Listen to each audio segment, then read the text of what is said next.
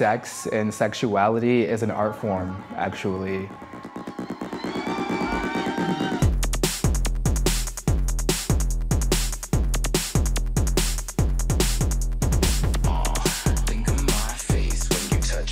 I like to provoke, you know?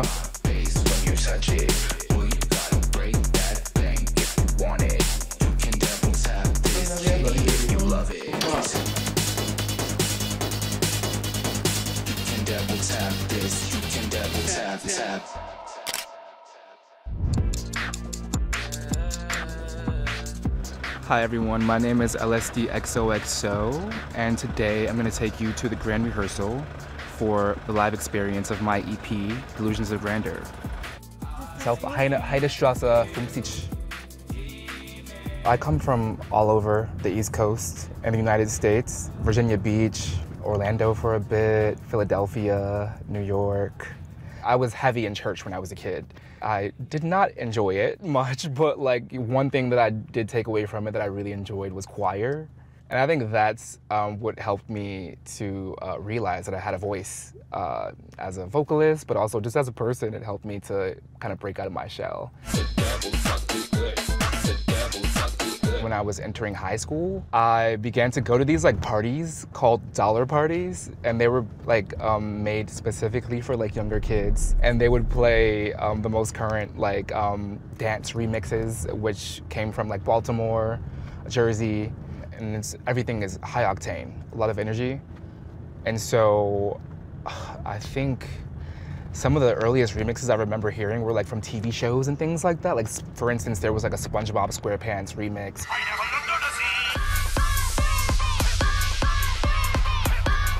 It was super influential for me because now I feel like I do that with my sound as well.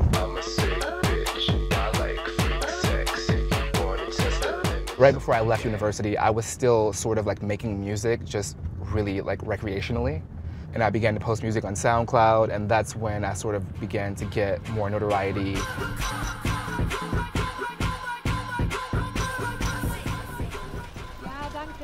I come from being a bedroom producer through and through, so I taught myself everything I knew. But since I've moved to Berlin, I think part of my moving here, I really wanted to focus on broadening my horizons in sound and challenging myself to learn natural instrumentation. And, you know, starting songwriting and things like that, it helped me to realize that it was something that I wanted to do. Hi, baby. Hello. How you doing? Good. You yeah. good? It's kind of marking, like I said, the end of an era because I'm leaving to go back to New York. And so Trauma Bar is one of the spaces that I began. And we're not covering the side bits. Okay, It's like so just like a runway. Yeah. It looks like really... It looks good, babe. This here is Hannah, and Hannah has built for us this sort of like voyeuristic slash glamorization of a workout moment. I think it's really effective. It's more for vanity. Is this stable enough? Like, let me see. Do we need to add some more foam? It works, it's just about having it be a bit more stable, I think. Cool. All I right. think it looks fab though. It's supposed to be like... Oh, no, it's not. It's No, it's this way around. So that your hand goes under. Okay, you know? Right. So then it this goes bit over your goes palm. on. I'm just excited to show people, you know, some of the things that I've been working on for myself as an artist before I release my The album. one that's in the box in the center, right? The back. In the center inside the bar. I think it's fine if I'm just making my way down, slowly to the side. As long as we started working in Sonar 2022 on more of performance, stage presence, and that has developed into character development and a bit of choreography and movement directions. You start the T, and then we hit B. You come back with me, and then we do again. the pose is like going right, and then the leg spread. 1, 2, and then let's chest. Double. We were working with characters specifically of like, I don't know, ideas of like a militant persona, a lot of references from Grace Jones, Blade Runner, but also kind of morphing all those characters into like his own persona. Easy or fast learner? All the choreography? Yeah. She's lying to you. I'm not a fast learner. I can give you pleasure. I can make you scream like the... On the stairs is fine, but not here. Boy, you gotta break that. On the floor, right? Jador, I want more, more, Yes, galore, thank you. more.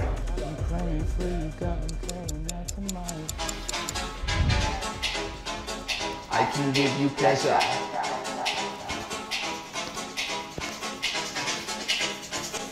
I can give you pleasure. I think DJing always like directly influences how I make my music, and so I'm really happy that I've, you know, sort of been DJing more often because it helps me in crafting my music, you know, discovering new styles of music constantly. I think in terms of sampling, I just do it in different ways now. Sometimes I'll just take like a recorder and record something I hear around me and bring that into my production.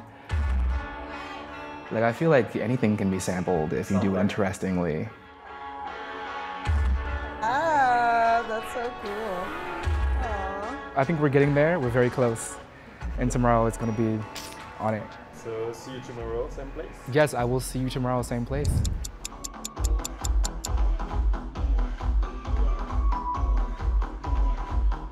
All right, well, Kiani, let me block this one myself so I can see how it feels. 1, 2, 1, 2. When I first began releasing music, it wasn't so accepted by my family, but I think they've sort of like, they've just been listening to it more, and they see the impact that I'm making socially as a person, and especially as a Black gay man, and they've grown to appreciate it.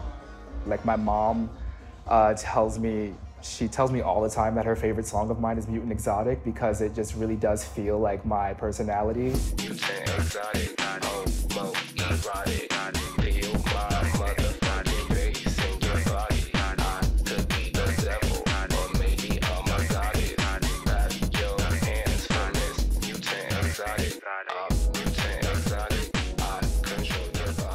I apply this sort of feminine approach to music making and songwriting to everything that I do. So I think that's why there's so much, you know, sex woven into my music and songwriting.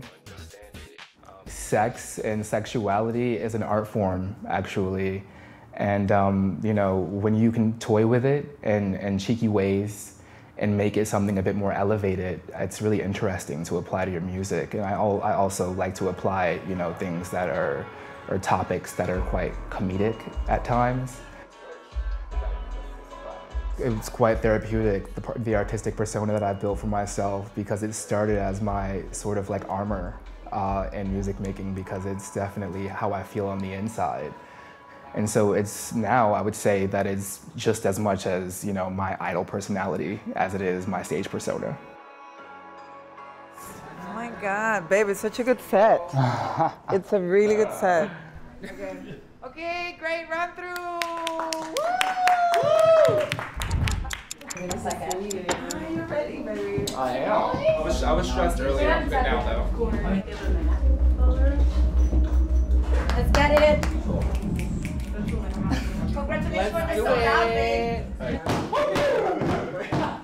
It's the day, babe. You're gonna kill it. Okay. Love you. Love you, love you. Love you, baby. Love you, Yeah, baby. you Of course. We're just walking to the side. Ciao, amor.